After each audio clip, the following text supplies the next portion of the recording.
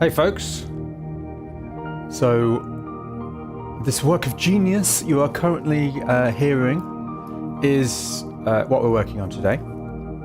And just to catch you up, I did do a stream, an earlier stream about this, but I'll just give you a quick catch up for where we're up to. So I make music as Zentor, and how that actually works is basically I've designed my process so that essentially splurging is kind of everything.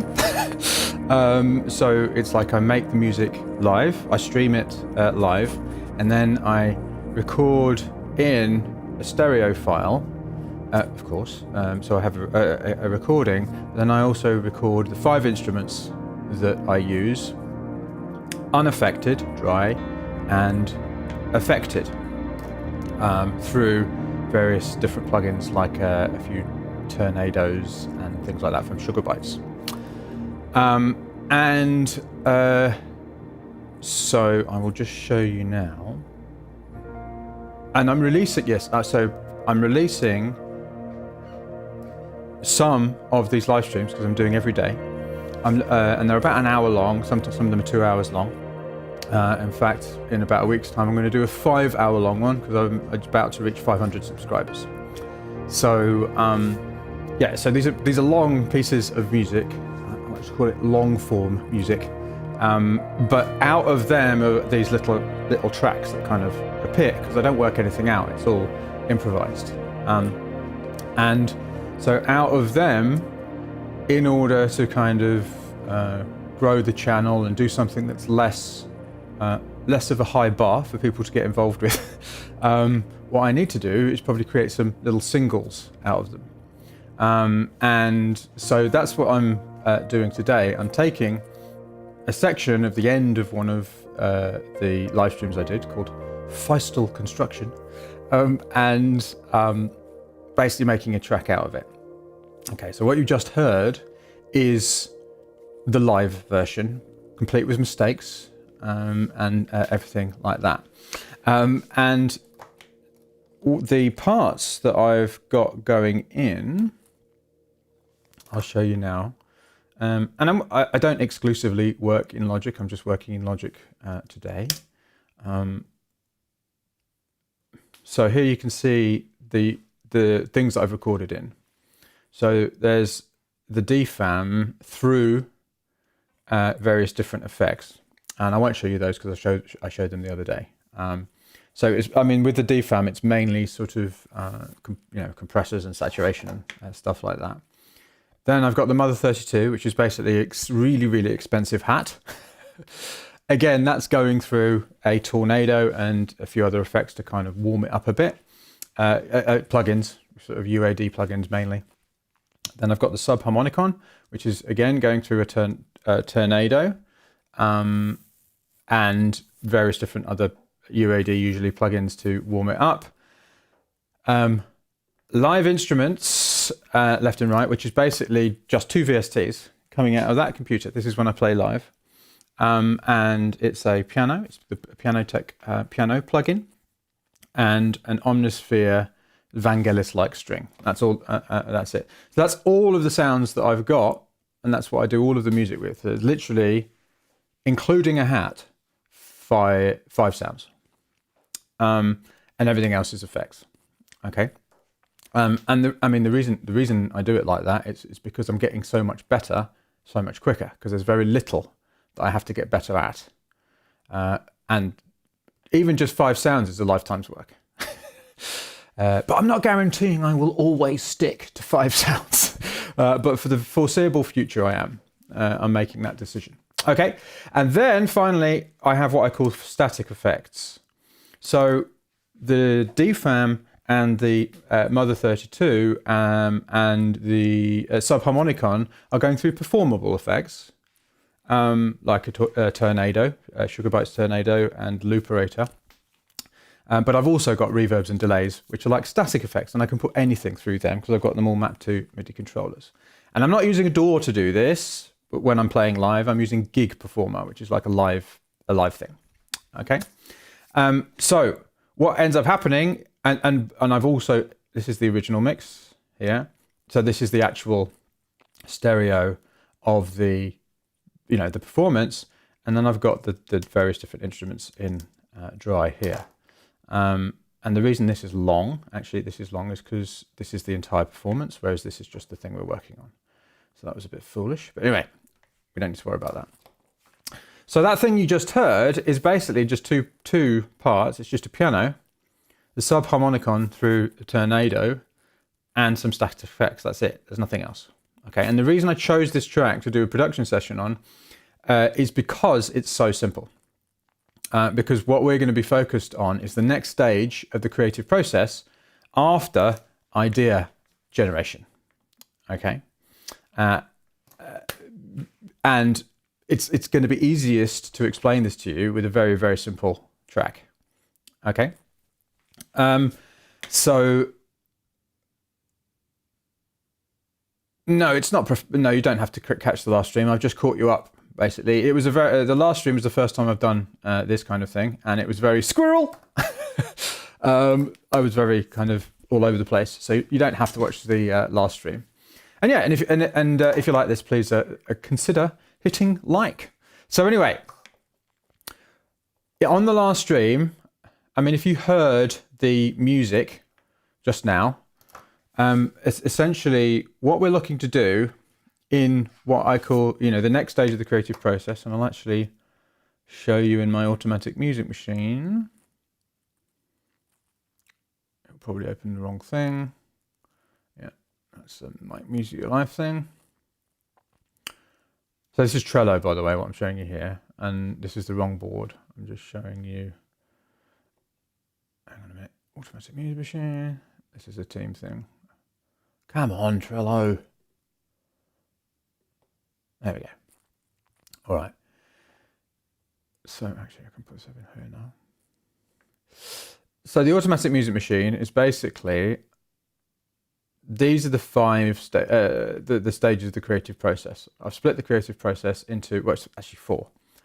Splurge, discover, draft, and done. Splurge, discover, draft, and done.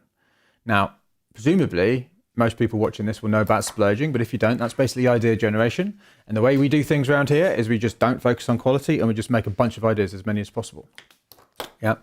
Now, my splurge column is quite empty because of the way I'm making music now, where I'm making these like hour-long pieces of music with multiple different splurges in them. Okay. But usually, if you were using the automatic music machine, normally you'd have a bunch of cards in here. Okay.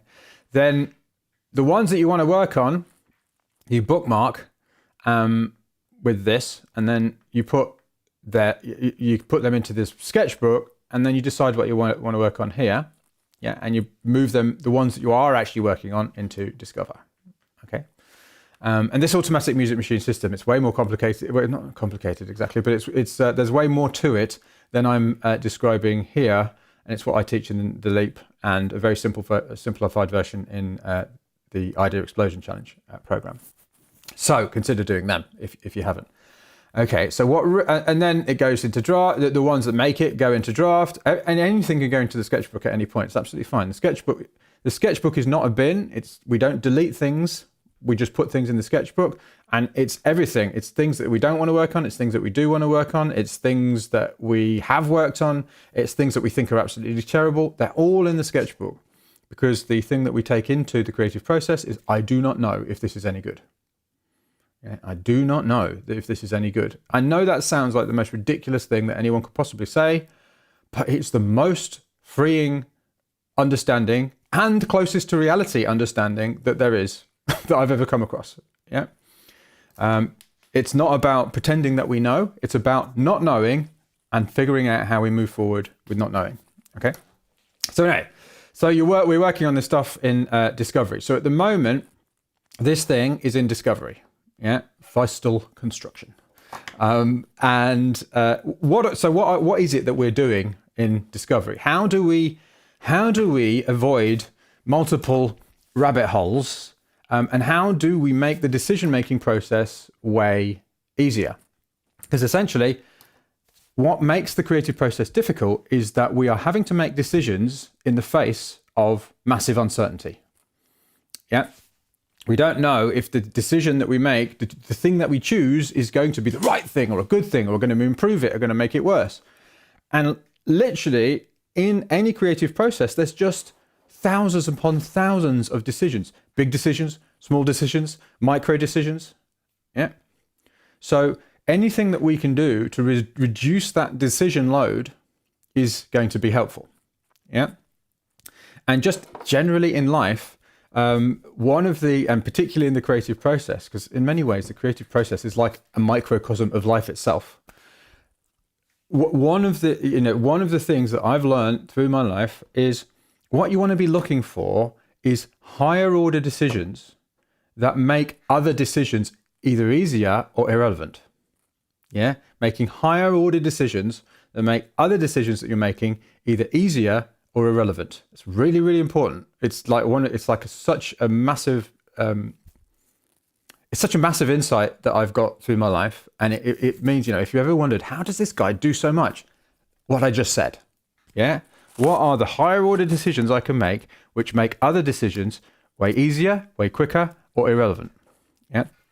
A really good example from life is, so I gave up alcohol completely at the start of, I've totally lost track of time, not in January this year, but January last year. Okay. So that was one decision that I made that made, all of the other decisions that I would have to make if I said, well, I'll drink, I'll have the odd beer at the weekend and I'll stick to 3 or whatever. Right. So, but I just made one decision. Yeah. And I know it's the same decision, but it's a higher order decision. I'm just not going to drink. Yeah. I made one decision that made all other decisions, I don't have to make them ever again. Yeah. Because I've just made one decision. That's the kind of thing I'm talking about. In the creative process, what we're really looking for is, what's the question that I'm asking myself? What am I trying to answer at each stage of the process? I mean, in a sense, the automatic music machine itself, with these different buckets, is the same thing. I've made a decision that I'm focusing in a different way. Yeah. So I've decided that this is how I'm splitting the creative process up. So I know where I am. So it makes a lot of other decisions. Well, I don't need to think about that now because I'm in Discover. Yeah. I don't need to worry too much about mixing right now because I'm in Discover. Yeah. I don't even need to think about mastering at all because I'm in Discover. Yeah. That is a higher order decision, makes other ones much, much easier, or removes a load of decisions. Yeah. If you're just constantly in a like, oh, I could do anything. Yeah. You're never going to get anywhere. Yeah, you're going to go around in circles. Yeah. So coming back to the thing, what is the decision, what is the thing that we're focused on in Discover? What we're really looking to do is figure out what the point of the track is. Yeah. What's it for? What's its purpose? What is it expressing? Yeah. I mean, it doesn't have to be what it's expressing. It could be, why am I writing it? Yeah. It could be for you. Now, obviously, if you're making house music or techno or drum and bass, then you might well say, well, the purpose of my music is to make people dance. Yeah. But that's not particularly useful, is it? If all of your music is house or techno, then all of your music is to make people dance. So that's not going to be a particularly good purpose because it's just going to be the same thing. So what you actually want to do, so for instance, with this music, it's to make people, it's to make people relax or to inspire people. But I mean, that's kind of a lot of what my, the Zentor music is about. Yeah, it's to give people a sort of meditative experience, or to sort of, really draw people in and allow them to sort of escape. That's definitely what the Zentor music is about. To sort of create this sort of other world, to put people in different worlds. But it's not specific to the track. So what you want to do is you want to figure out what the purpose is for an individual track. Yeah.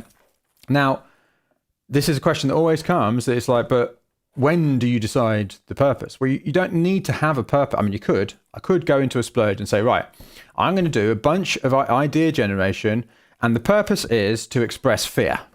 Yeah. Or the purpose is to express anxiety, or the purpose is to express love. Yeah, I could do that, but I don't have to, because I can just decide the purpose after, I could just do a bunch of stuff, and then I can listen to it and go, well, what could the purpose be? Yeah. And this points to something else, which is the difference between what could be and what is. So I have noticed in a lot of musicians that they get stuck either in what could, well, they do it the wrong way around, right?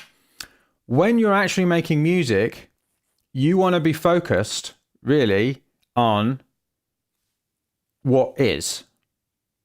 Yeah? No, sorry. You want to be focused on, on what is. You want to be hearing what's actually coming out of the speakers. Yeah? Whereas when you're listening to the music, you want to be focused on what could be. Yeah? What you can do with the thing. But what you will notice, if you think about what you actually do, it may well be the case that when you're in the studio, you're 100% focused on what could be. Oh, it's not this thing. Yeah. And when you're out of the studio, you're stuck in what is. Oh, it's not that. Which doesn't make sense. When you're the editor, you want to be thinking about the editor is out of the studio, listening to the thing, deciding what to do. You want to be focused on what could be. Well, it could be this, it could be that. Because you're not worried too much about what is, because you know it could be something else. Yeah. If when you listen to it, you recognize that it could be anything. There's no problem here if it sounds terrible. You're like, oh no, I'm a terrible person. Oh, it sounds awful. It's like, but it's not finished. So you don't need to worry about it. Like, just think about what could be. Yeah. Obviously, what is where you start. Yeah. When you're in the studio, I bet you're often going, oh no, it's not this thing that I imagined in my head. It's not this thing it could be. But you listen to what it is, because that's where you need to start, and that's what you need to work on, not the thing that's in your head, right? So people have got it the wrong way around. Yeah. So in other words, essentially, you don't need to know the purpose before you start making music. You could, but you don't need to. I mean, if you do decide on a purpose before you start, what will often happen is the music won't sound like what you decided on. And that's okay, because the purpose can change. Yeah. So at any point, if I decide, right, well, this is what the purpose could be, I can change that. I'm free to change it at any point. Yeah? Nothing is set in stone. And we don't need to worry that nothing is set in stone. It's not, oh God, I'm wasting time because I've gone backwards. It's like, just don't worry about it. It's okay. Yeah. The music, if you just relax into the fact that some things are going to take 10 minutes, other things are going to take 10 years. It's okay. Yeah, I mean, this is the great thing about the automatic music machine. We're working on so much music at once. It just takes the pressure off, any individual piece of music, right? I mean, if you just look at this is what I've done since 2018. I've actually removed some of the stuff out of my sketchbook into an actual sketchbook board as well. I've got literally thousands of pieces of music. Anyway, so the purpose of this, type in the comments in the chat, what would you say when you heard this? What would you say the kind of the emotion that it brought up was? This is where we got to in the last session. What would you say the emotion was that it brought up? I'll just play a bit now for the people who've arrived late.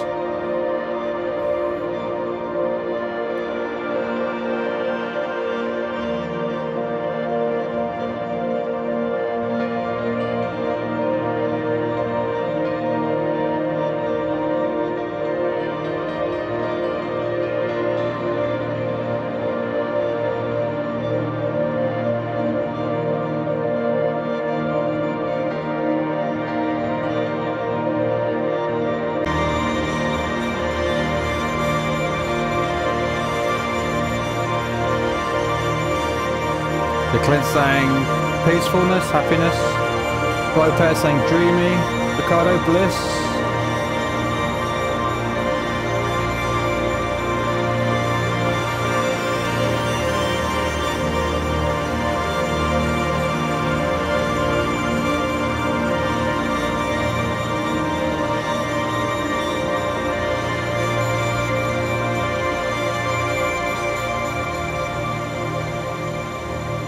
Any other thoughts about what emotion this is bringing up, or what it's expressing? Again, this is what is, yeah, not what could be.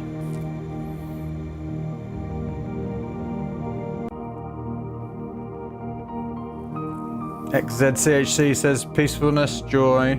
Yep. Now I said something last time and I can't remember what it was I said. So, because I came up with an idea. What was it? That was it. Yeah, it was like that was it. Yeah. For me, I think what this is about longing. Luke says ethereal. Mr. Mojo says wonder. Yeah, brilliant. So obviously all of us have different ideas about this. So there isn't a right answer. Yeah, and I mean this is what I love about instrumental music. I love music songs as well, by the way. But what I love about instrumental music is it's very, very non-specific. Yeah. So my experience could be different to someone else. You can't get this wrong. That's the good news about this purpose thing. Yeah, and the purpose you can change it if it's not working out, right?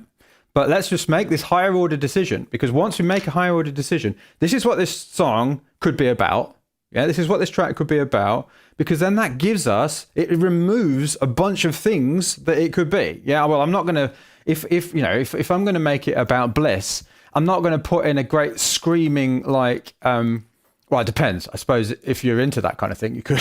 But for me, I'm not going to put a big, great, really screaming, distorted, like 303 acid line. Probably, if it's about, I mean, I might, but I don't know. I suppose I could, but yeah. Do you know what I mean? It kind of suggests certain things. It removes some options. I'm probably not going to put a really kind of fat, like sick beat if it's suggesting like, it being ethereal or something. Yeah.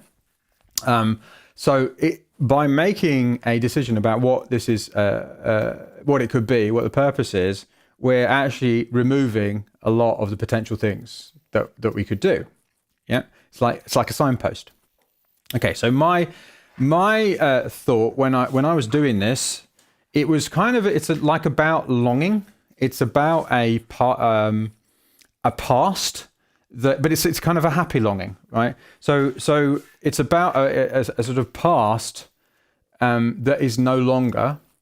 When you get to my age, you'll understand you'll understand this. A past that is no longer, but that I am grateful happened. Yeah, and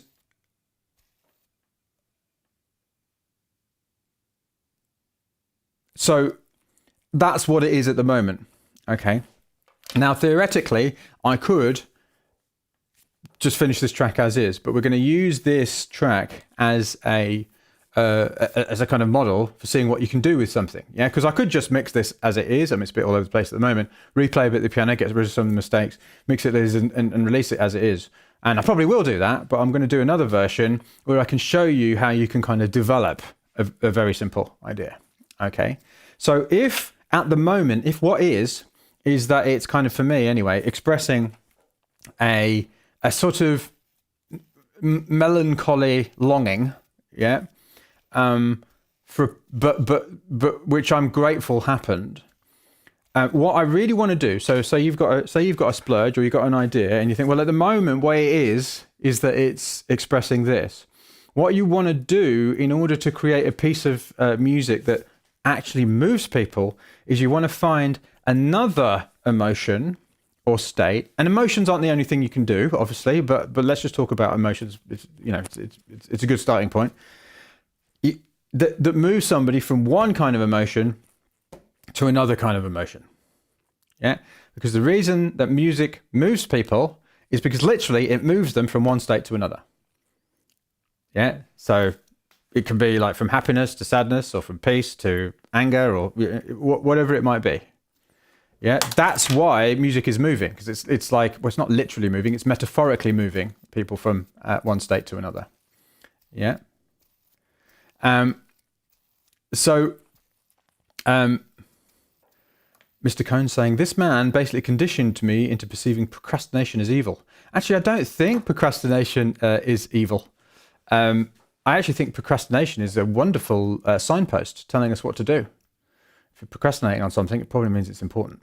Anyway, so I'm very grateful for procrastination. There are very few things in the world that I think are evil. But anyway, coming back to this. So at the moment, this for me is expressing this kind of a longing. So my next step before I do anything is like, right, what if I want to develop this idea? Where could I, is it going to end up in what it's already expressing, or is it going to start there and go somewhere else? And what is the place, what is the other place it's going to go to? Yeah. So if I'm thinking about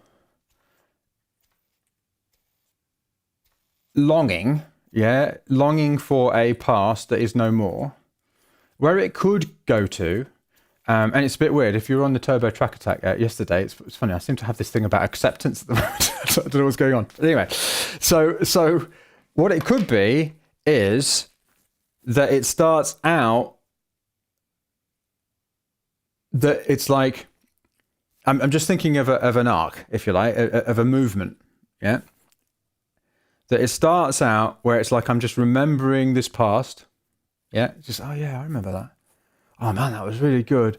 Oh, and it's actually bringing up a lot of sadness. So it kind of starts out just as a very, and then it's sort of, I get really sad about it. I'm upset. Oh no, I know. And then eventually I'm like, well, this is ridiculous. I'm glad it happened, and it can't happen anymore because I'm in a different place. So then we get to acceptance. All right. So we've got a 3-part structure. Yeah, and I'm just thinking of this. I'm just pulling it out of my ass at the end of the day. Like, it's not the truth. It's not what this has to be. It's what could be. Yeah. So start out with a wistful memory, then move into a sort of almost, not really anger, but it's almost like, oh man, like absolutely gutted that it's no longer here. I'm somewhere else. And then moving into a sort of resolution where it's, oh, well, I'm actually really glad it's happened. I'm grateful it happened, because if without that happening, I wouldn't be here now, and I'm actually okay. I mean, that feels like a good purpose. That feels like it's got a certain structure to it, which actually fits with the hero's journey, which is another whole thing. But anyway, so that's what I'm going to decide on. So let's actually put that in some notes over here. Okay. So the purpose of this track, and it doesn't need, when you think of a purpose, it doesn't need 3 sections. It doesn't, I mean, it's just, it can just be, what you do really want is you want it to express something that has some movement in it. Yeah. So you could say, well, this track is just going to express peace. But what you might want to do is thinking about, well, where is it going to move to? Yeah. What's the actual shape of it? Right. So purpose. So a kind of fond memory. Yeah. Leads to a sort of pain that it's no longer here. Yeah. And then ends on acceptance. Now, what you will notice is that it kind of already does that to a certain extent. So it's not that I've when I said I pulled it out of my arse. It's sort of like the music is already suggesting that, but now now I've got this, I can actually do something with it. I can develop it. I can think about, okay, so how am I going to actually metaphorically express this in music? Yeah. And I could promise you, if you're wondering, well, what's the point of doing this? What about compression ratios? Yeah. What about the mastering? This is how you make better music. Okay. If you want to be an artist. Yeah. It's not the only way to make better music, but actually thinking about your music like this helps you make better music much faster, because it gives you a map. It gives you a way of making decisions. Again, a higher order decision that helps you make other ones. Okay. So if I look at the structure of this now, it's probably like over this bit. Let's just see, shall I do? markers. Let's do markers. I'm not very familiar with markers in Logic, but I might as well do it just to... You'll notice as well, by the way, I'm not particularly good at using the equipment. There's a lot of things I don't know about this stuff. Do you know why? It's because I just spend all my time making music rather than like obsessing about being really great at the tools. It's like, I know that that's probably idiotic to a certain extent, but for me, I'd rather just be moving forward with what I know than becoming an expert in Logic. Hang on a minute, what's going on there? How do I get back here? You see, now this is the problem in saying that. Escape. There we go. That was weird. Okay, so let's say fond memory, nostalgia here, and here we're kind of building up into the sort of the pain part. Okay. The other thing that people often say is like, yeah, but doesn't this just take way more time? Like, why are you doing this? Why don't you just get on with it? Yeah, why don't you just like throw some stuff at the wall? Because it doesn't actually take more time. It takes a lot less time. Yeah, because you've got a map. Yeah, you could go, well, I'm not actually going to bother buying a map because that's going to take me a little while. Yeah, I'm just going to go. Yeah, I'm just going to go into the jungle without a map. Yeah, 10 years later, you're eating rats and monkeys, yeah, in order to survive, and you're found like a mere shadow of your former self because you didn't take the time to get the map. Yeah, that may well describe your creative process. Are you in the jungle because you don't have a map? Yeah. Earth Tribe, there's no need to be sorry for being late. Goodness me. You're looking at the king of certainly with my Zentor live streams, because I'm constantly having to move my setup around. I hate being late, actually. I absolutely hate it. But I am sometimes late for those things. Anyway, so what's the following one? Oh yes, acceptance, gratitude that it actually happened.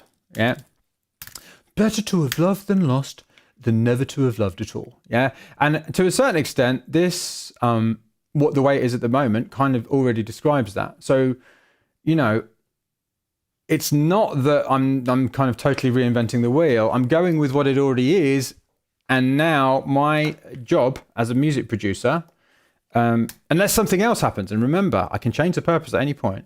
My job as a music producer is essentially to enhance this story that I've created. Yeah. So how do I do that? How can we do that?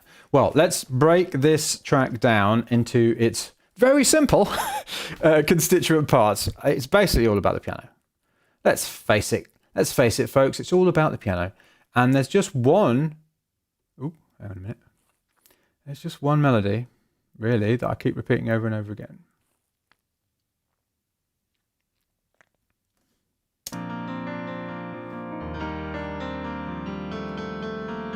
Is that really quiet? I might have to turn it up a bit for you. Was that piano really quiet? Can you just tell me in the chat? I haven't got my head around doing these production live streams yet. Was that loud enough?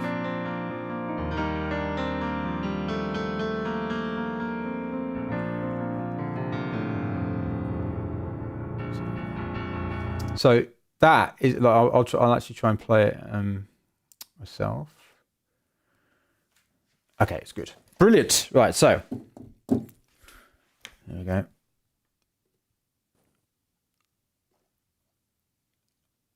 And how this melody came about, it just sort of appeared when I was doing the performance. As I said, I don't actually work anything out. Occasionally, I might have a starting point at the start, but recently, because I've been so busy, very rarely. So.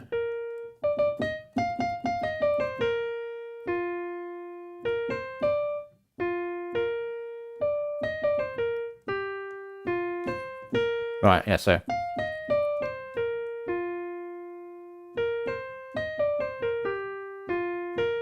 That's basically the melody, yeah?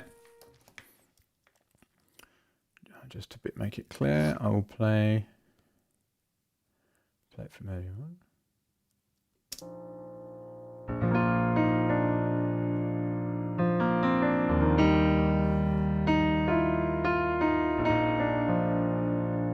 Because basically what I'm doing is I'm improvising around these little motifs, yeah?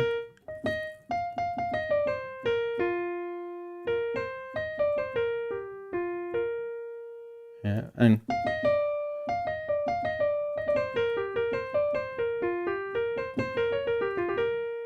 Yeah, it's like, but it is basically the same melody. That's basically it.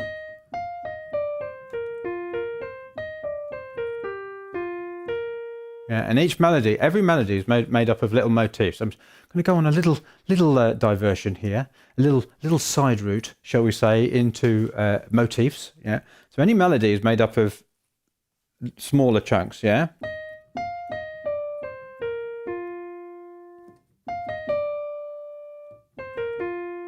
Yeah.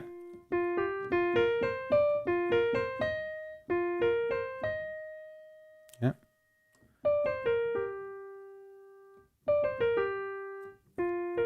Right. So each of those little chunks, I can actually, if I just take the last bit.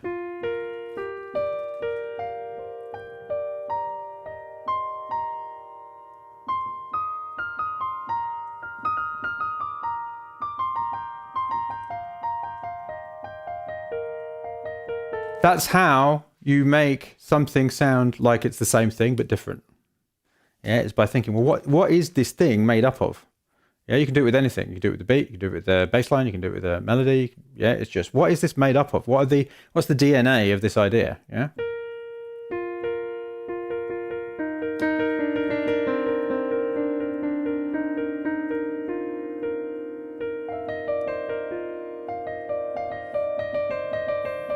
See, I'm just taking these little chunks of this idea and doing something with it. That's basically how I improvise. Yeah. And then you put these chunks together into a melody. Okay. Anyway, coming back to the actual point. So if that's the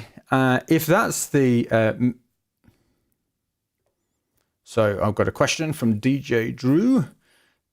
So to confirm, yes, let's confirm. You are, that's a very unusual phrasing. I'm going to confirm something for you now. You are crafting an idea where there's a journey in your music, a transition from one space to another. Well, we're not talking about space just yet. We're actually talking about. It's less specific than that. It's more about what's the purpose of this track? What's the point of it? What's it expressing? And it doesn't have to be an emotion. It doesn't have to be an emotional state. But I'm just doing it on this occasion. Because it's an easy one to understand, you know, because music is sort of about emotion a lot. But yeah, I mean, you know, you could actually be describing a conceptual idea. You could be describing an experience you had, of going to the shops and, you know, your shopping bag breaking and onions rolling all over the floor. I mean, you can describe anything, you know, a purpose could be about actually investigating a particular musical, technique. Yeah, I mean, the purpose of a piece of music could be me like really going deep into what I just showed you there. Yeah, but for the purposes of this, we're just moving from kind of one emotion to another. So, and I've chosen remembering something. Oh yeah, no, I remember that. And then this, because of pain, longing, that is no longer the case, to an acceptance at the end. So it's like it's got this shape to it. Yeah. Now, think about your music in terms of because music is like a metaphorical language.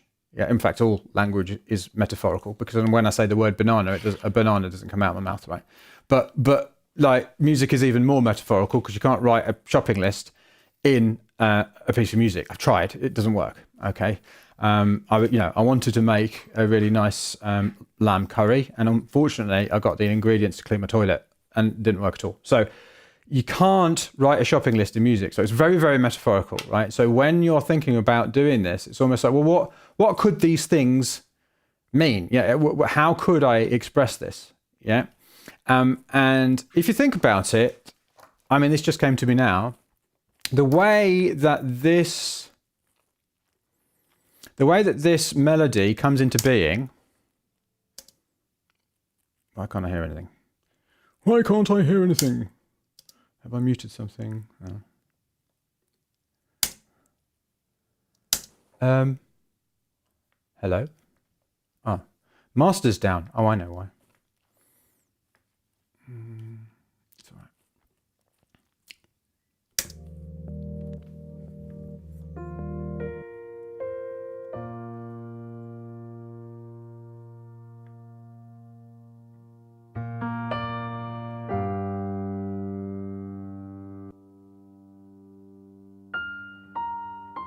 So you can hear, I hadn't come up with the melody at this point. I'm just playing around. So there you can hear a little motif. Yeah, I hadn't worked this out before. This was just coming from improvisation. Yeah. Oops. Blah. Yeah. So I'm getting little snippets of the melody. Now, what's that similar to? What's that similar to in relation to memory? Oh yeah, like, do you remember that? What was it? When was it? It was like oh yeah, I remember. It was like it was when, oh yeah, we were there, weren't we? Oh no, that was so good, and that's, oh man, that tasted so, that meal was so awesome. We had such a good. Who was there? Was it oh yeah, no. Can you see how the way that this melody comes into being is similar to gradually a memory coming back to you? Yeah, this is what I mean about being metaphorical about it. Yeah. So this first section is really about the melody coming into being. You know, just like remembering that fond memory and actually kind of reliving it in some way. Yeah. And then this middle section, the pain that's no longer there. Now, obviously, that pain wants to be kind of increasing and sort of getting more sort of intense. Yeah, because what we really want is the contrast at the end with the acceptance. Okay. Now, as I said, this is already happening. I'm describing what is already happening. So how can I kind of make that even more, you know, how can I make that express the purpose even more? So this is where I've got to kind of do some thinking. Now, obviously, this has taken me a long time to explain it, but it wouldn't take me an hour to do it. I'd probably do this in 10 minutes. Right, before the actual session. Yeah, but I'm just trying to be very, very clear about my thinking process, because doing this 10 minutes of thinking saves days. I mean, if it can save tracks, it can save entire tracks. Yeah. So, yeah, exactly. So Ricardo is saying, I was doing my own form of splurging before I found you. When I tried to continue, I would try to create B sections without thinking about the journey, and I would get frustrated and quit the idea. Yeah, because when you don't think about the journey, when you don't think about what it is you're actually doing, the purpose of the track, all you've got is, do I like this? Yeah, or has a good idea popped into my head? Which is like, well, it's random. Sometimes it does, sometimes it doesn't. Doing this, just taking a bit of time to do this really, really helps. Yeah, exactly. Tons of splurges that never got going because, yeah, so this is why we do this. Okay. So, how can I enhance this journey? Well, at the moment, for instance,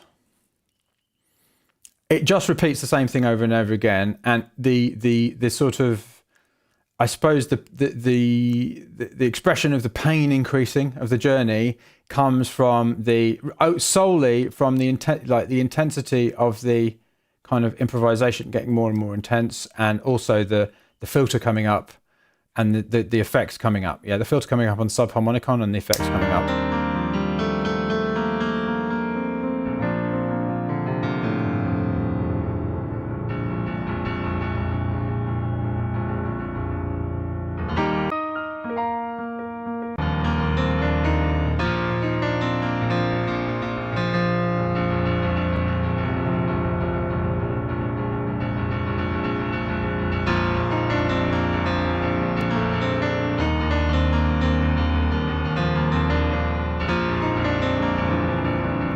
So, you know, that's working, but what else could I do?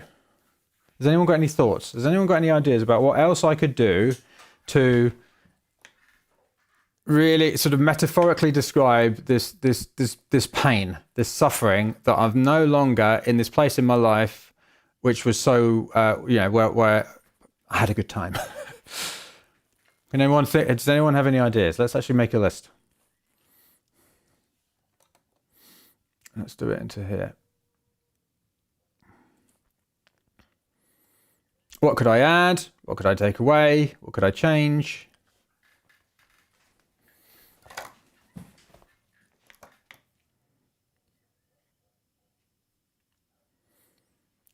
Okay, brilliant. So something discordant. Anything else? Thanks, Clint.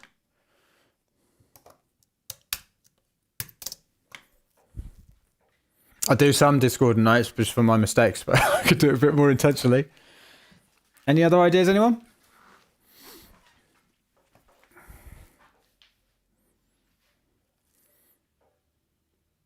Come on, folks. If you've ever wanted a chance to collaborate with me, now's your chance. Okay.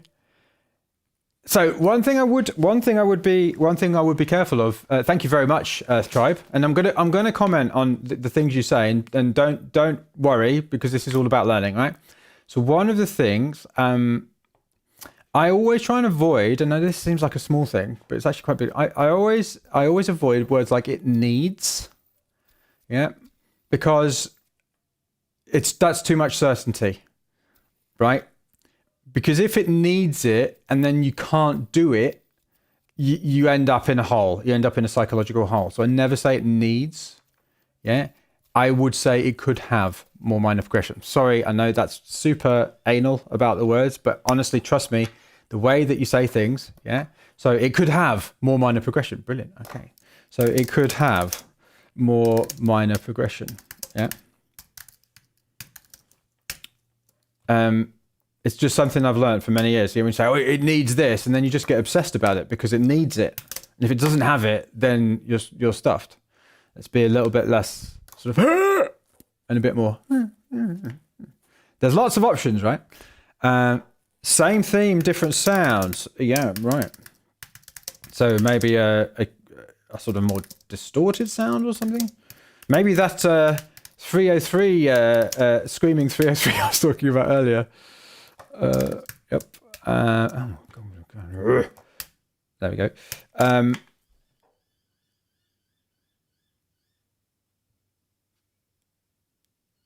Yeah. So yeah, we've got different chord progression. Slow the tempo. I'm just going to put all of these ideas in.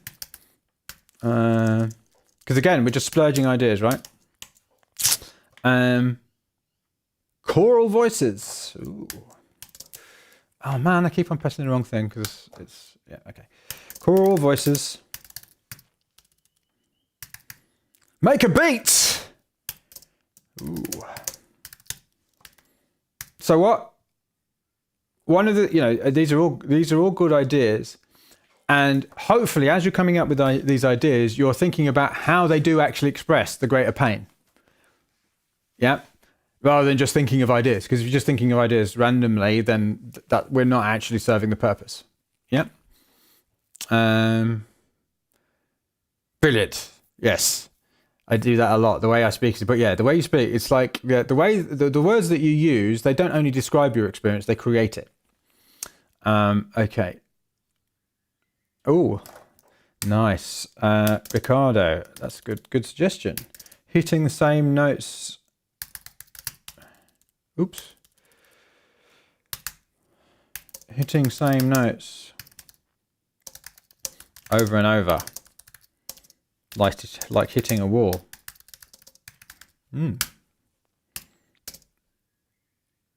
Explosion sound.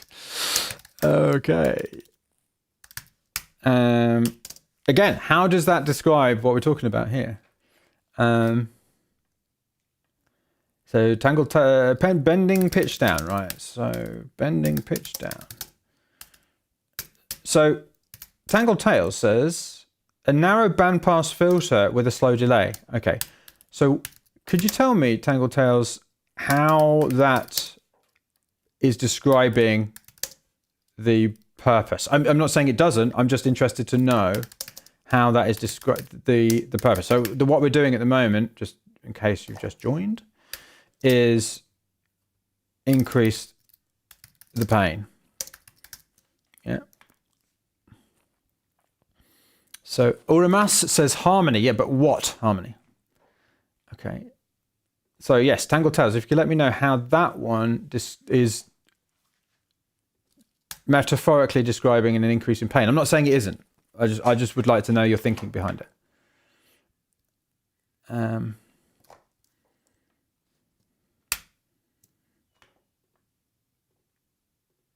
Okay.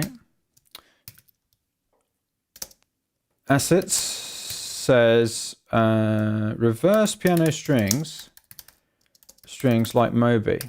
Yeah, so again, how is that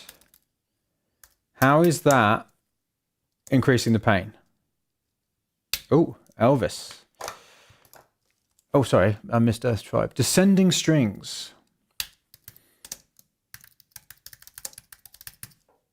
And the reason I'm asking you how it's increasing the pain metaphorically is that I just want to make sure that you're thinking about this in the way that I'm suggesting. Otherwise, a purpose is like, if you just think of a purpose and then it's just random things, or, you know, and the reason I asked also assets, how is the reverse piano strings like Moby increasing that feeling of pain?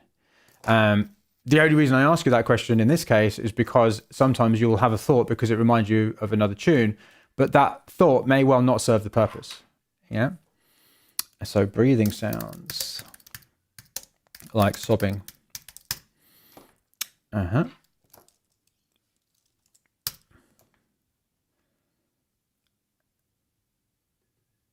Okay, so CGM says soft lead synth with reverb, pitch bend down off the end of a long note, very emotive. Right. So again, very emotive, but how does that, I mean, emotive could be anger, you know, emotive is anger. Yeah. So how does that specific thing describe the increase in pain? Okay, so here's Tangled Tales' explanation. How it's describing the purpose. The narrow bandpass filter makes it sound like it's coming from the past, like the audible equivalent of a sepia. Is it sepia or sepia? I never know. Filter. The slow delay is like longing as you're thinking back, trying to hold it onto your mind. Brilliant. All right, so that's probably at the beginning. Yeah. So this is an idea for remembering the fond memory. So I'm glad I asked you that question.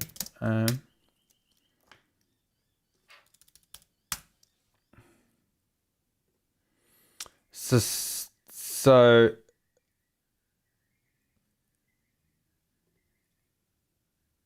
this one. Soft lead synth with reverb, pitch bend down off the end of long note, very emotive. Right, so but how does that actually serve this purpose of increasing the pain? How is it metaphorically describing that?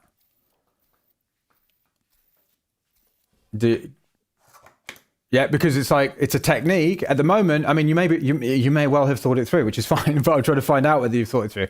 Because a technique on its own is, well, that's an emotive technique, and this is an emotive tune, so therefore I'm going to use it. Random, pointless. Yeah, we're really zeroing in on the purpose. Yeah, it's a great technique, fantastic, but is it actually the technique that we want to give a go? Okay, brilliant. Right. The bend down at the end of that sound is like the end of a cry or a sob. Brilliant. That's what I was looking for. Fantastic. So,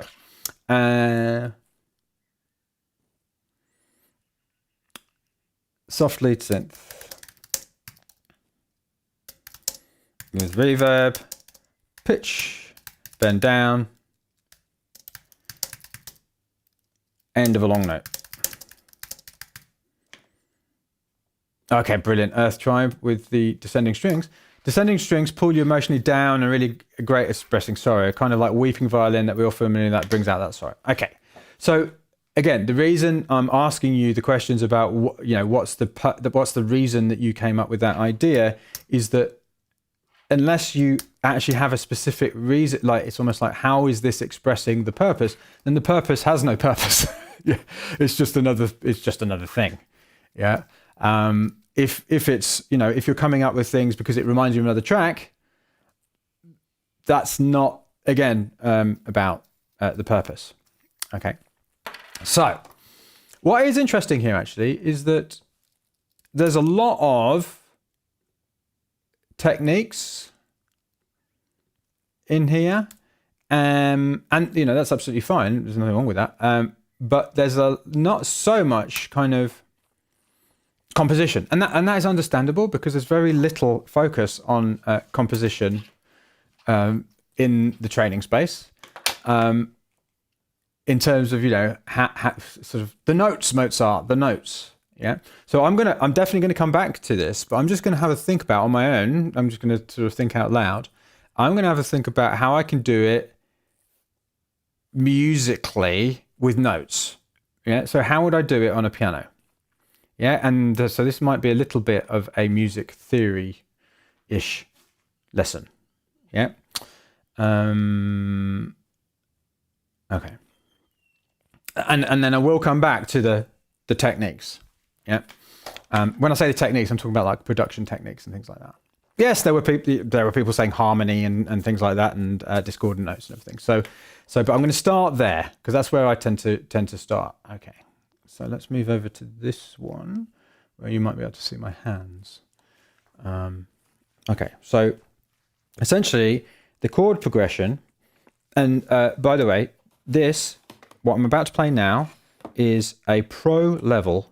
In fact, I'd say it's an Einstein level chord progression. I don't know if you've seen that ad. Talking about Einstein level chord progression, it's absolutely hilarious. Here's a basic chord progression. Here's a pro level chord progression, more notes in it. Here's an Einstein level chord progression with like thousands of different notes, and it's like totally missing the point. Because like, at the end of the day, the most Einstein level chord progression you can have is for instance this.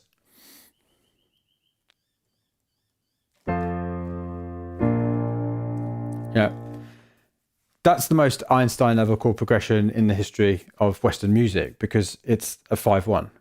Yeah, it's everywhere. Yeah. Yeah. And adding extra notes and stuff doesn't make it better. Doesn't make it more Einstein. Just like, anyway, it's an ongoing joke that we have in Make Music Your Life is this Einstein level chord progression. All right, so the chord progression of this, it's just repeating over and over again, is basically, sorry, not that, 1 and 4. Yeah, it's in the major key, and this would work in any other key. So this happens to be in B flat major to E flat. Yeah. And you could write an entire career's worth of music just using those two chords. Yeah. And you would, if you did that, I would say that you would be Einstein in terms of music. Yeah.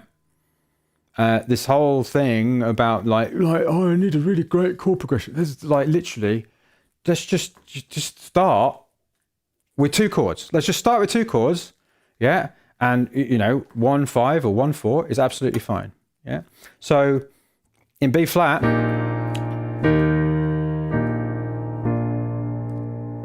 it's that. In C, it's C, F, C. In D, it's D, G, D. Yeah, it's just the same. It's the same movement, right? Don't worry too much about it. But basically, what to take from what I've just said is there's this terrible, terrible tendency in music theory to think that more complicated is better. It is not. Bottom line, no, you're wrong. Okay. If you want to sound like John Coltrane, or like sort of jazz, all right, then maybe we can talk about that kind of stuff. But if you want to make with the vast majority of people, the music the vast majority of people make, you don't need this Einstein nonsense. Einstein is basic, yeah? So,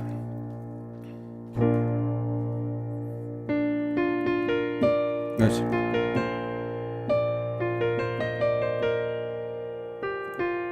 Can't remember what it is now.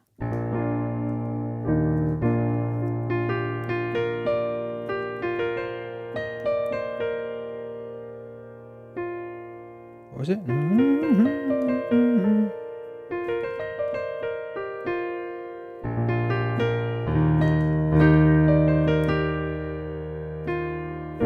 So there you go. So it's B flat, 1. When I say 1, what I mean is the root chord. Yeah.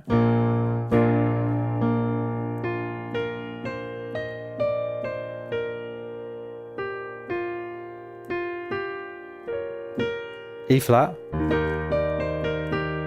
Yeah. That's the 4. The 4th note of B flat is E flat. Yeah. Back to B flat. So very simple. Hymns. Amen. Yeah.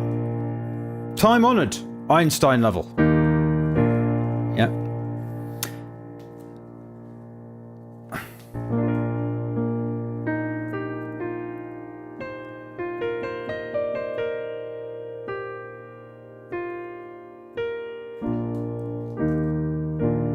Okay. So thinking about this compositionally. All right, what I want you to do, it's going to sound a bit woo right now. I want you to close your eyes, and when I play these piano chords, I want you to just notice the tension in your body. Yeah? Right, so. Close your eyes, just notice the tension in your body.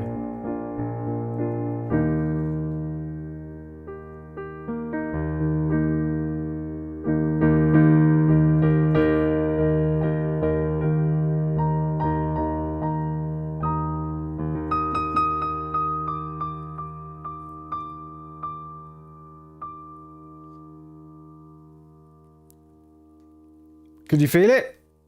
Oh! Oh. Did you feel that? Could you feel that? Why was that?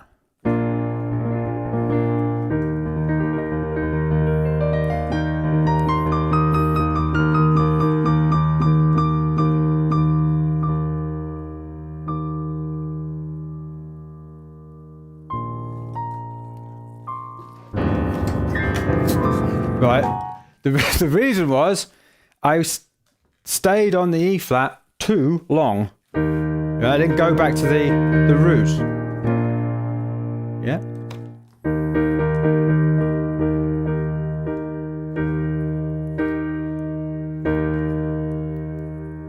Please play a B flat. Please, Mike. Please. Please. Oh. Yeah. So, you could say that tension, is a form of pain in a way, isn't it? So metaphorically, what I could do, rather than just going through this section, going,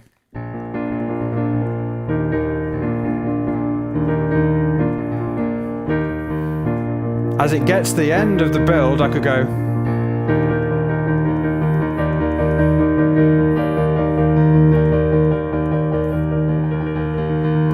go totally nuts on the piano, and then,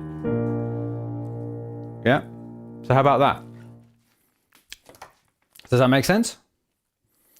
So I'm going to add that in as a suggestion here. All right, so that's a harmonic thing that I could do. And I put my ideas in stars. Now, bear in mind, if you're going, yeah, but Mike, I don't know music theory. What I've just done is 2 chords, and I'm just sticking on 1 chord. Yeah, that does not take an enormous amount of music theory to know how to do. Okay, yeah. So stay on the E flat for a spell before the break. Before the acceptance. Now, what's going to be interesting? I just want to see what happened. What is the actual melody like over that E flat?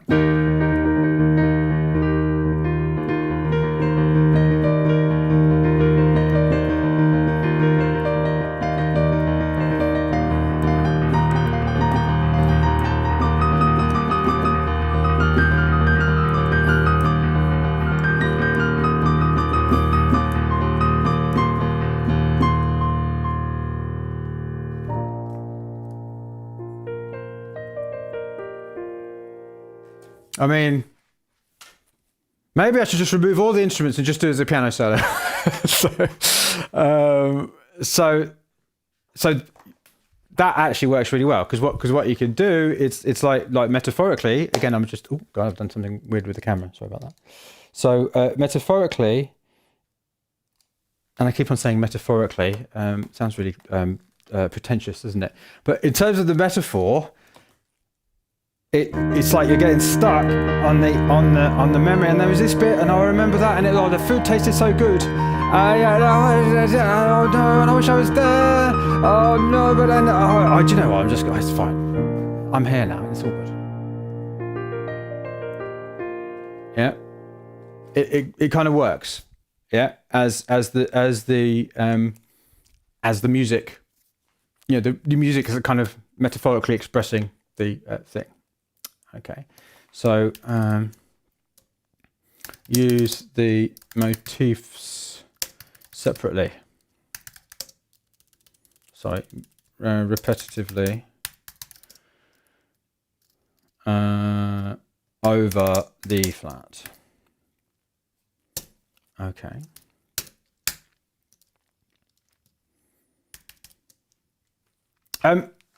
So in watching me do this, can you understand why I have a problem calling what we do music production? I have to do it. It's because it's what everyone else calls it.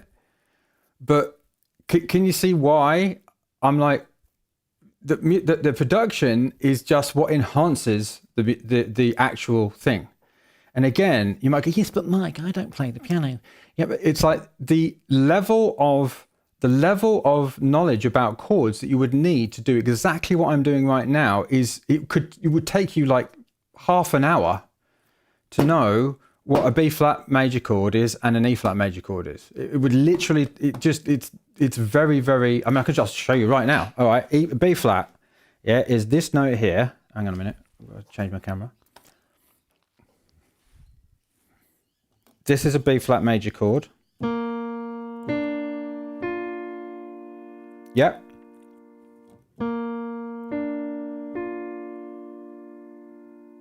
Okay. And this is an E flat major chord. Take a screenshot. Okay. B flat major. E flat major. Right, there you go. That's all you need. Yeah. So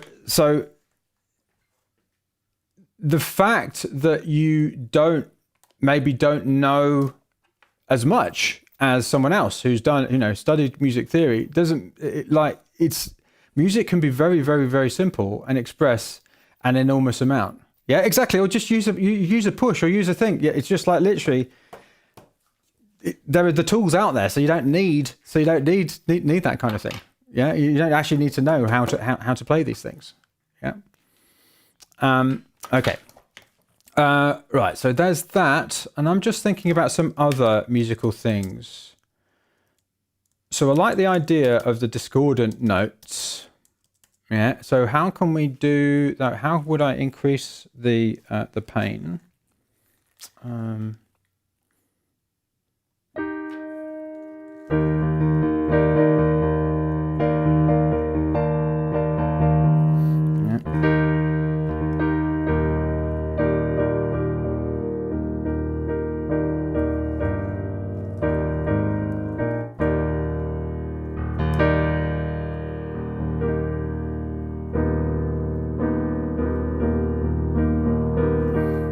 Taking it somewhere else.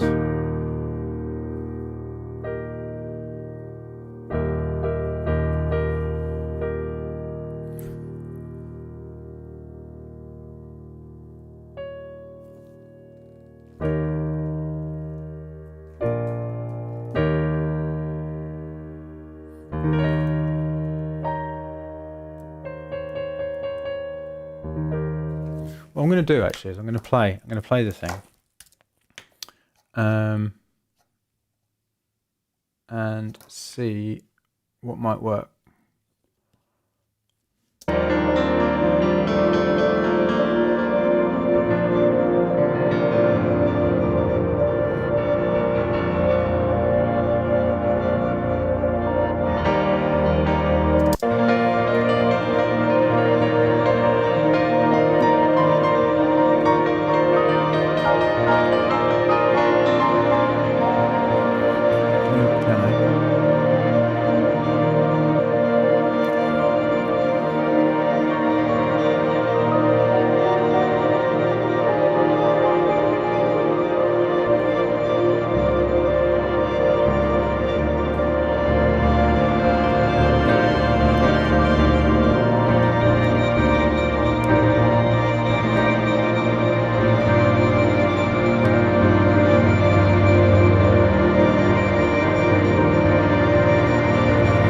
Yeah, so I think just playing this over the top there, what am I doing? There we go.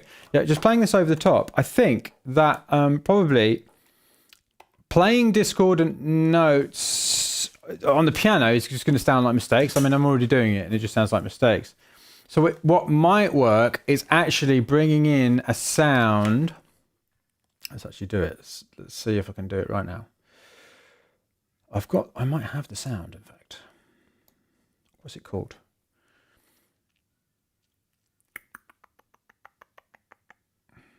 All right.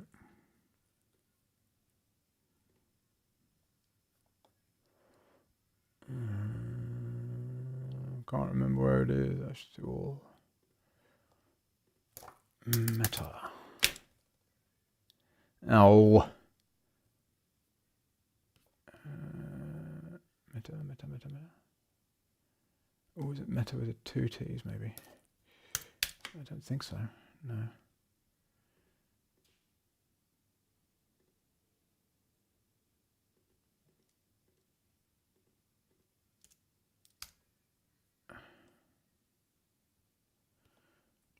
Oh, I'm gonna have to do it this way. Hang on. No. I'll get there in the end. At least I'm not like scrolling through thousands of presets. I do actually know what I'm looking for. No, I did it. I know there. Meta. Nope.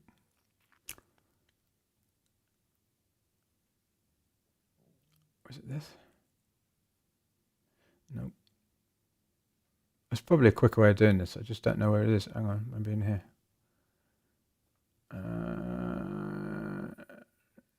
I know the author is the unfinished. Meta.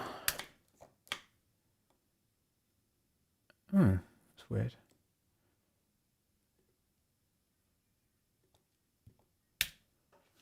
What I can do, actually, I think it's in here.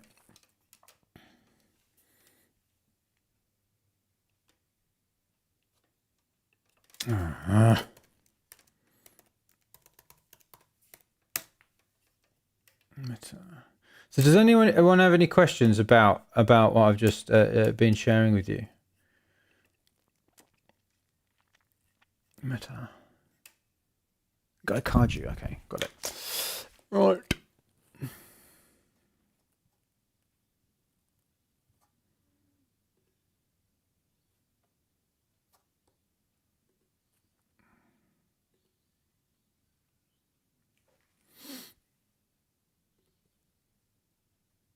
There she is. I'm sure she's in here somewhere.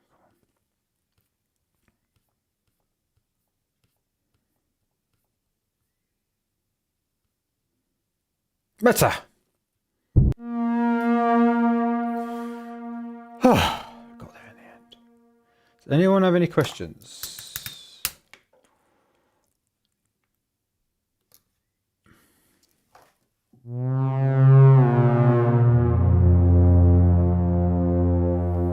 And also, the reason I wanted to find this particular sound is that it's very like, yeah. So while it's in a key, it's sort of also a bit wobbly, yeah, which kind of again metaphorically kind of fits with what we're doing.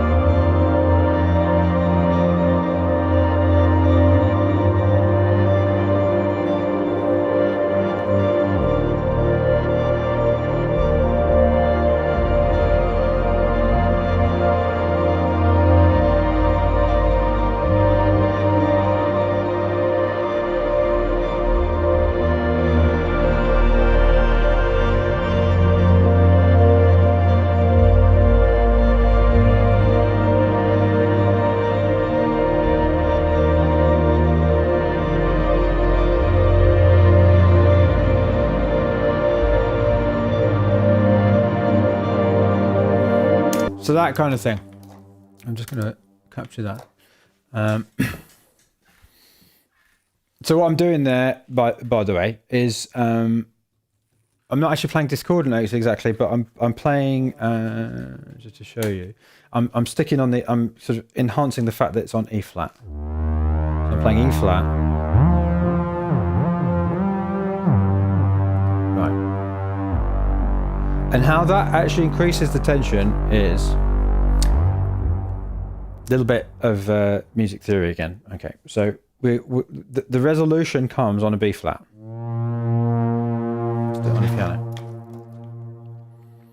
So essentially, what I've decided to do is at the end of this suffering section is stick on the E flat, yeah? To increase the tension. Yeah, and then eventually when it gets to the acceptance, go to the B flat. Okay. So on that new meta sound, kind of in order to sort of highlight that, yeah, I have a great stonking E flat. Yeah. And then I go to an F. Yeah. Now what's interesting about an F in relation to a B flat is F is the fifth note of the B flat scale.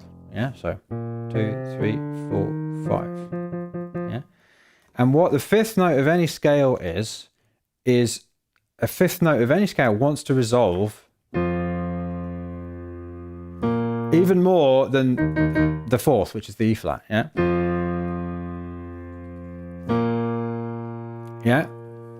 So if I start on an E flat and then go to an F, sorry. Where you want to go is to the B flat, yeah? But I can increase the tension by not doing that.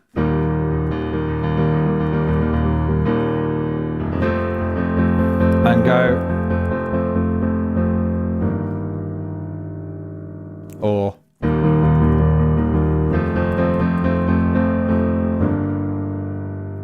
and we're still not at the B flat, yeah.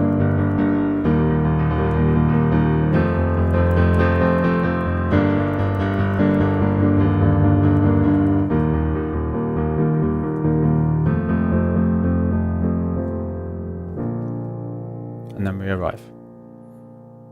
Yeah. So essentially, by doing that movement, because you want to go, but we don't, we go. Because G is actually the third of the E flat chord.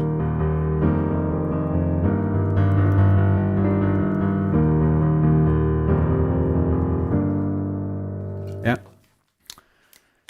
So, just got a question from Ricardo. Do you need to time these Discover sessions? Yeah, I do tend to time them. I mean, I don't take this long. Everything that we've talked about now, I would probably be doing in under half an hour. I mean, you know, the point at which we've got to now, because I'm explaining everything and asking you questions and stuff like that, it's taking me a heck of a lot longer. But yeah, I mean, I would be doing this and more in. I try and keep sessions short to like half an hour, actual Discover sessions, because I'm sort of teaching it's different. So I'm going to write that in here and use meta in bass with E flat, F, G movement resolving to B flat. Okay. Okay, and in half an hour, I'm going to be doing a Zental live stream. So I need to stop now. I'm going to continue doing this. Probably the next one I will do will be, when I say probably, I mean probably. I'm not exactly sure when it will be. Basically, keep your eyes open, and I'll post on Discord when the next one will be. But essentially, what we've done today, just to recap, yeah, and also, you know, I may well be taking some of these ideas forward too. We've just got to decide what we're going to try in the session. So the next session will be actually doing the thing, yeah. So I can't remember what I was going to say now.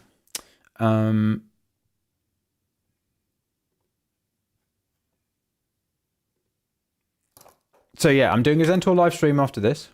Over on the Mike Munn Daily channel. The link is in the description. Next time, I will be actually putting some of these ideas into practice in order to kind of create the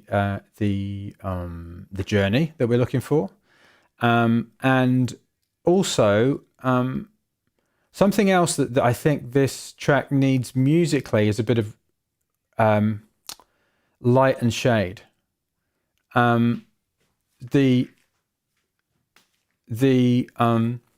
Obviously I was recapping. Thank you, Caroline. That's right.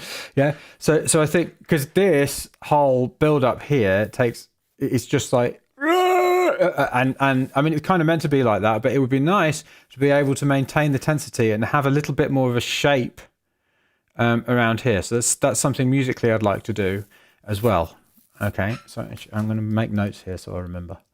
Hang on a minute. Where are we? All right. So this is the purpose.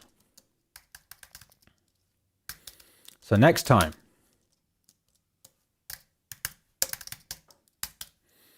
number 1, decide on stuff to try. Yeah. And in what order? Yeah. Number 2. Remember to focus on, let's call it micro shape. Yeah. Because like obviously hang on, I'm looking at the wrong thing. Anyway, obviously here there is a shape to this already. Yeah, it goes low, low, higher, yeah, and then down. Yeah, so there is already a shape. Yeah, but what I like to see as well, so that's like the macro shape, which is bonk. Yeah, sorry, you didn't see that. Bonk. Yeah. But what I like to see as well is a sort of micro shape as well, you know, little internal ups and downs within the bigger up and down. A nested shape.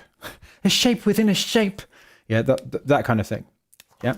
So that's something that I'm going to be thinking about too, but bearing in mind which serves the purpose. Yeah. So what essentially, just to recap. Okay. Number 1, when you get to discovery, what you want to do is you want to decide, and it doesn't have to be forever, but you want to think, what could the purpose of this track be? Yeah. And specifically, where is the track starting? Where is it going to? Yeah. And what is it expressing? What story is it telling? Yeah, if you like. It doesn't have to be an actual story, but you know, where's it going? How is it going to move people from where to where? From what state to what state? From what environment to what environment? However you want to state it. Yeah. And where you can start is by actually listening to what it is after you've splurged your idea and go, well, what is it already? And if it's just static, it's like, well, where could it go? Yeah, if it isn't static like this one, well, what could it be expressing? Yeah. Okay. That. Yeah. And then the next step is to go, well, how can I express that potential purpose musically? What could I add? What could I take away? What could I change? Yeah. And you just simply make a list of options. Yeah. You'll notice that I wrote down all of the options. Yeah. Even the ones that I didn't know the reason for them, I still wrote them down. I think this is another mistake that people make a lot in life in general, is they don't think of all of the, well, not all of the options, but they don't think of, they dismiss options that they've not really thought through, if you like. Yeah. So just write down all of the options. Yeah. And think about how, you know, which ones you actually want to try, which ones are going to serve the purpose, which ones could serve the purpose most, which ones could you do easiest, which ones would be most fun for you, which kind of resonate with you the most, which sound most like you. Yeah, because some of these I wouldn't do. So for instance, I wouldn't do an explosion sound. That's just not Zentor. It's Mike Monday on live streams, but it's not Zentor. Yeah. So yeah. I mean, similarly, choral voices, I'm trying to stick to the same instrumentation. Yeah, so it's doing stuff with the stuff rather than bringing in too many new sounds. I mean, that meta sound that I brought in is very similar to the other sound that I use, so it's okay. So what are the ideas that are most like me? Yeah, are in the kind of pocket of me.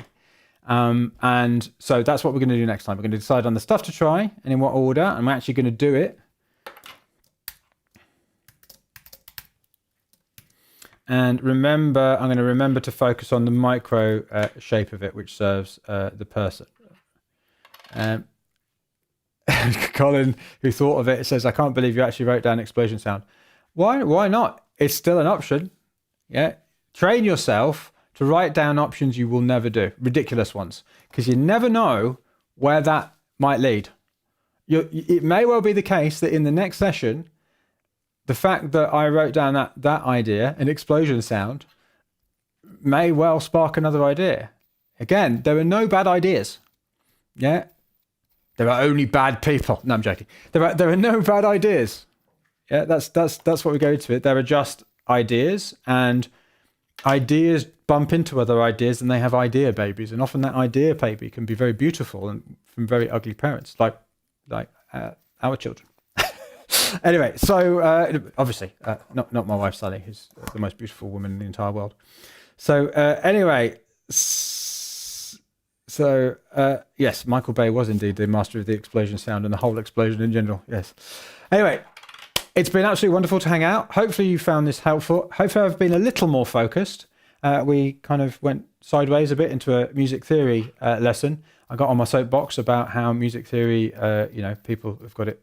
So many people got it all wrong about the whole Einstein-ness. But basically, keep it simple. Keep making music. I think I will probably be back. I'm not exactly sure when. Yeah, keep your eye out. So until I'm over on Zentor. Yeah, so if you want to come and check that out, come and see me actually doing it. I'll see you there. If not, I will see you over here very soon. So until then, onwards and upwards.